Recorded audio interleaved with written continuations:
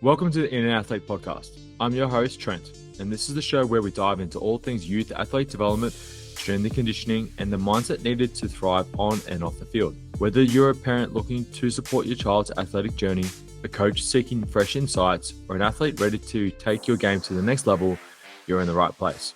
Before we jump in, make sure to hit that subscribe button to stay updated on our latest episodes. If you enjoy the show, please give us a like, share it with your friends, and help us reach even more people who can benefit from these insights. Together, we can empower the next generation of athletes to perform at their best. Now, let's get into it. So much better than he was last year. Like, he's so much better, and you can just see it. He's just stronger on his feet. He's got better stick skills. He's got a better head in the game. Like, there were so many of these kids that were just, again, you know, maybe we've pushed one of these kids from being okay to being really good, and then one more time maybe they'll become great. And it's just like this, that's the goal, is just getting those people, as long as they want to do it and they want to learn. I think you guys can teach them everything, right? And we can get them in there. If they want to get it, you can mold them and give them every opportunity to be their best. And maybe it's up here, maybe it's right there, but wherever it is, we can try and get them there. And it's been great. And look, and I'm always going to harp on about this. I think because these kids were aged between 12. I think we had a 13. I was 13 to 15, 16 years old, right? So they're in the, I guess, early teenage to mid-teenage ages. What I had noticed, and this is not on them, is because of what happened, 2020 and 2021, there's a lack of physical development. Yeah, absolutely. And I think what's happening now is I'm seeing that more and more as a coach, looking after athletes across a multitude of sports and even performing arts as well, is the lack of general physical development. Yeah. And Chad and I talk about it all the time. I grew up playing multiple sports. Every year I kind of did something a little bit different, or I'd stick it out for a couple of years as well.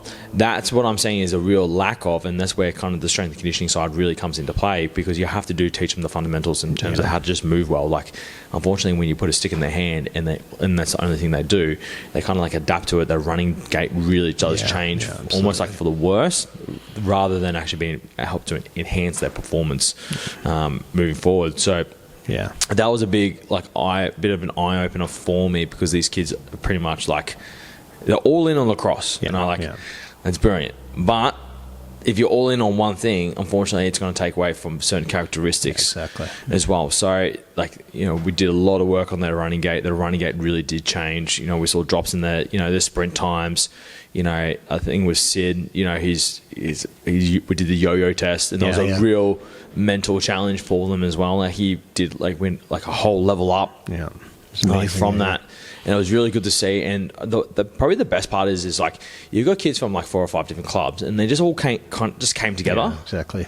Watching them cheer each other on and support each other and everything like that. Yeah, no, it's amazing. And I think you're exactly right. The lack of that physicality. I think, when we were growing up, what did we do? We went outside and played at the park, right? We went and climbed trees, or, I got them from the 80s, right? So we were just left to our own devices on a bike, go climb a hill, whatever. There was no, and I don't think kids play outside anymore. They don't play as much anymore. And so I think that just physicality's gone from early age.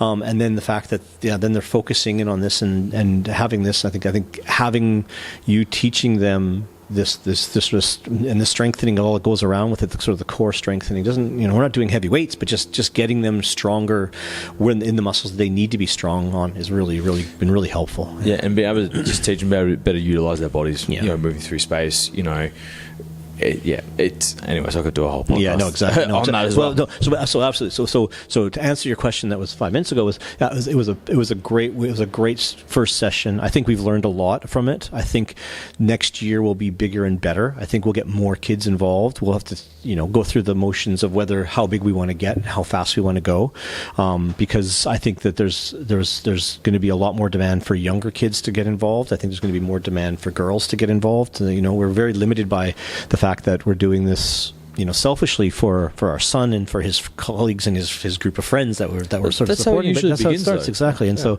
we're not in a rush to do this, but at the same time, there's a lot of people asking us, are you going to do this with under 12s? You're going to do this with under, you're going to have camps, or you're going to do this, or you're going to do all this, because there is nothing else out there, right? And for this thing, the gap in the market is the fact that there is nothing, and the with the sport of lower numbers like this, the clubs and the sporting bodies are there just to keep the sport alive, not supporting those young developing players, and that's where we're going to step in. And I think the problem is, though, if you're not actually growing, you're partially dying, because eventually the sport in itself will kind of leave you in the dust if you're not actually evolving with the times. So the fact that it has reached the Olympic stage for 28. We don't know what's going to happen with 32 because obviously breakdancing, we blacklist that one. That's a stain on Australia. They'll bring it back for gold. Yeah. Going back to my point, like 28 and 32, now it's on it's a bit more on a pedestal. So it's like, okay, now it's like, oh shit, we actually have to kind of like start pushing it quite hard now from that side. And that's the problem is I don't think the ceiling or the growth in the vision was actually big enough. And it's funny because I caught up with Chad, I took him to short course states, for the swimming club, for Melbourne Swimming Club, that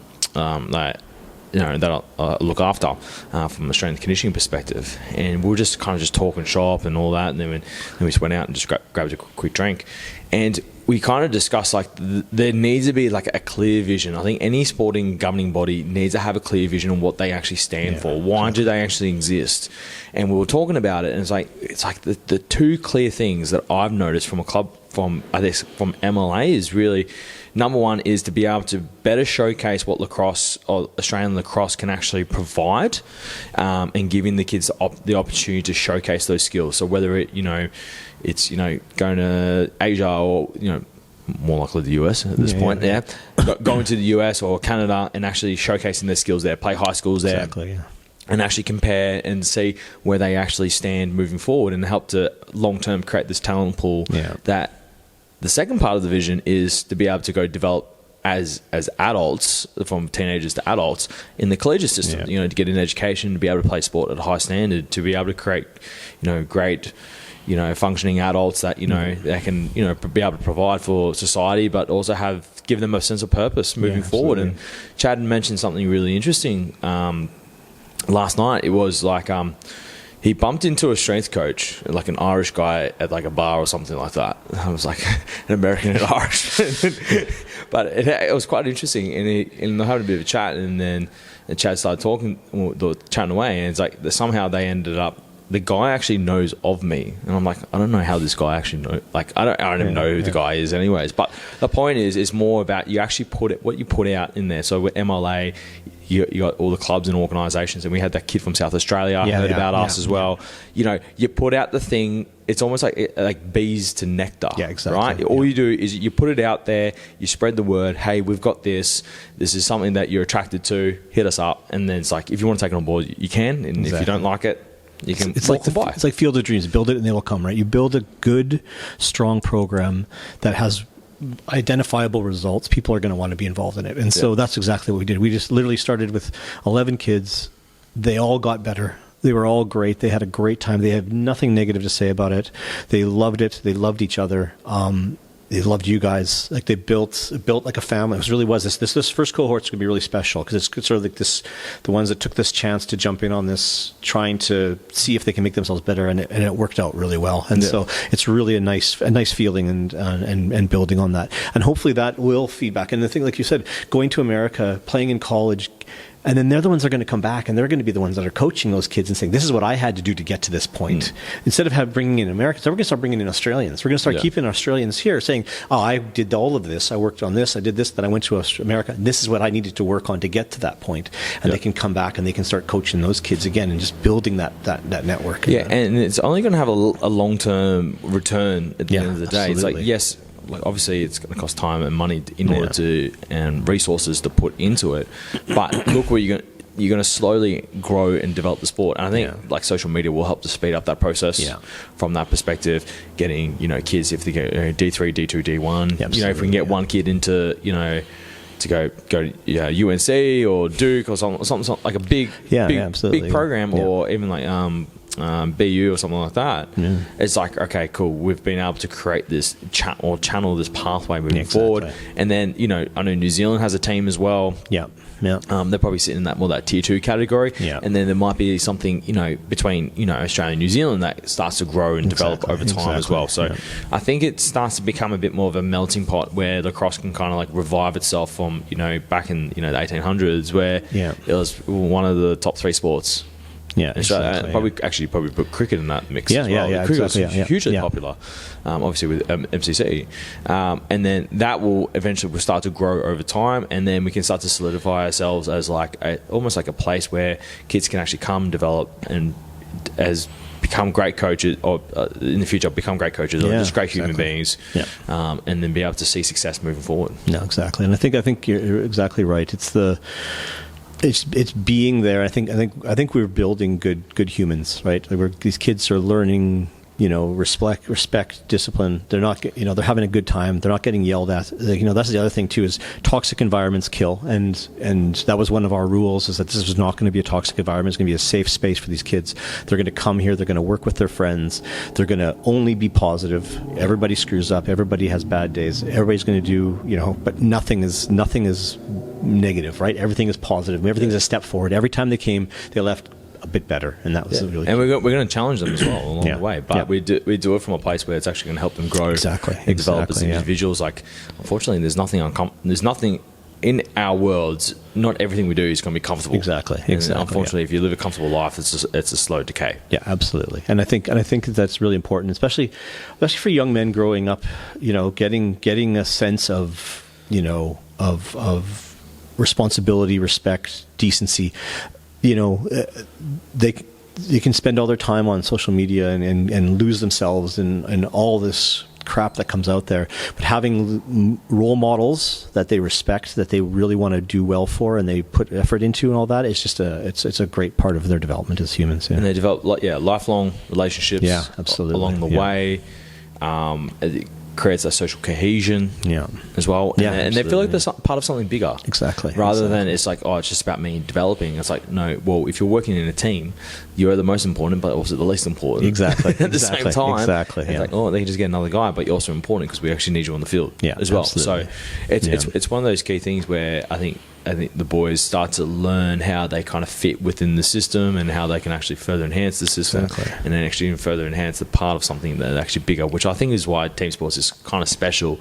It's like, how is my effort contributing to the success or lack of success? Like, what am I doing that's holding it back or can help push it forward? And everybody is good at something that they can contribute to the team, and I think you don't have to be good at everything, but you find what you're good at and you work at it, and then you be part of a team where that is supported and brought out of you, then you're going to have a great time and have fun playing too. So I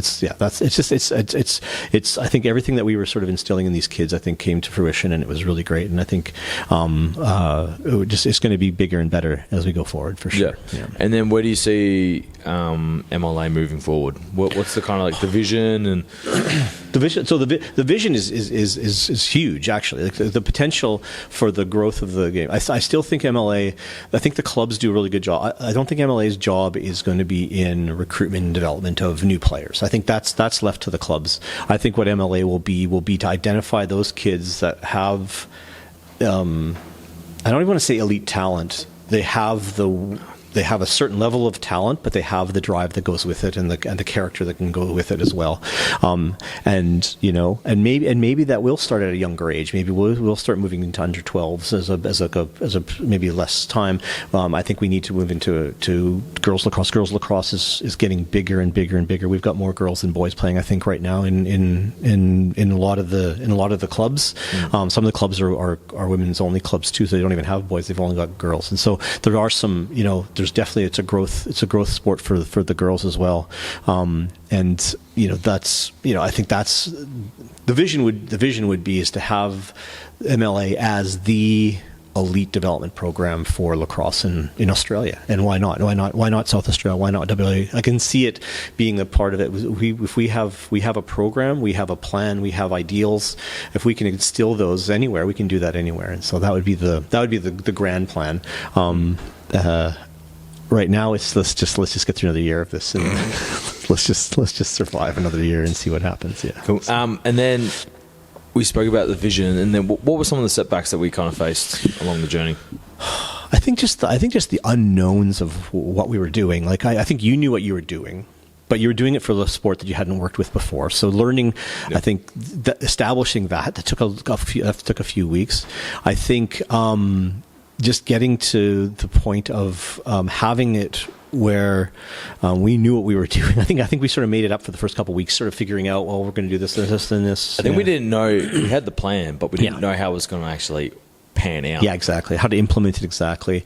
I think the problem with lacrosse, not one of the problems, one of the issues is that it's played on a huge field. It's usually played on a field. You need specific places to do it. So we're limited. Soccer pitch, yeah, exactly. But you need to have fences so the balls don't hit cars and people. So you need very specific locations to do it, and so you're limited by that. So where we would like to do it, we couldn't just find any park and do it, and we have to go to a lacrosse sort of field and find those right spaces and all that. I think we did a really good job. I think trying to find it.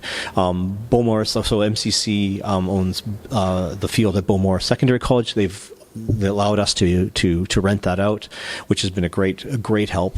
This is a great facility, but it's very hard for people to get to. I think, well, by public transport, you can't get to it, but also if you're coming from the northern suburbs or from the western suburbs, I think that limited us a bit in sort of our reach and to be able to identify people. So, but at the same time, the people were driving an hour to come. So the people that are committed and will come. And so, but other than that, I don't think there was honestly, there were very few setbacks. I think the biggest setbacks were the lack of organization of the lacrosse, scheduling, where they were changing the schedules all the time, and so we had to change our schedules all the time. So we were sort of basing it around what's happening with the kids' club teams, and those schedules didn't come out till really late. So we were trying to balance around all that, and we ended up losing a couple of weeks because of scheduling issues. But again, that's all out of our control. We did everything we can to do what we could to do it, and I still think it worked out really well. Yeah. Yeah, and I think moving forward, we can actually use it as a bit of a framework. Absolutely. As well as obviously just take that into account. I think from my perspective, in terms of it's probably going to be more nitpicking than anything else. So when I came into this, so just to give you some background context, I obviously did some work with Dean Jones. So Dean and I, he works in the Aussie rules space with more of the junior development. He's more like the skills and also an assistant coach as well for his son's team. And we've been doing a fortnightly program. I wouldn't call it academy as such, but almost just a program where kids could actually just get faster, improve their change of direction ability, improve their jumping ability, which would actually start to transfer across to applying that in the game sense as well. So improving their running gait, which will improve their ability to kick on the run, their change of direction, they're feeling fast, because Dean was doing that straight away. So I'd do speed development work for 45 to 55 minutes, or myself or Jack, one of our other coaches, and then they would go and do some skills with Dean for an hour. Was this in season or out of season? This was out of season. So this was because we actually got to kick it off in October.